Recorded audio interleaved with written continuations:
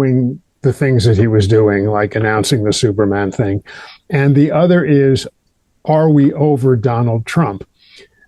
They're really separate issues. We can psychoanalyze why he is behaving this way, or we can look at he made some terrible mistakes, starting with his attack on Ron DeSantis, which was unprovoked. It was an unforced error, and it turned a lot of people off, myself included. You mean when he attacked DeSantis, dividing our own side?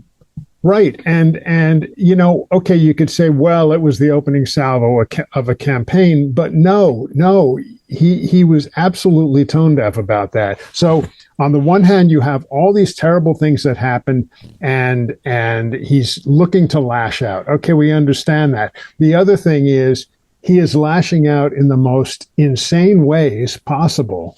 And so I think he's pretty much done himself in just a few weeks. No, I believe he's become his worst enemy, and he's the enemy within. And, people get old. Some of us get old gracefully and don't slip right to the end. As I learned in graduate school, and I've told my audience repeatedly, and I've talked about Biden over and over and over again, some people get old and they lose their judgment. It's the first thing to go in the elderly is the judgment. That's what I was taught by my public health thesis chairman. That's the first thing that goes is judgment. People think it's memory. It's judgment. I actually think he has had so much crap thrown at him. Number one, he eats like a pig. The man has absolutely no sense of a healthy diet. He doesn't exercise.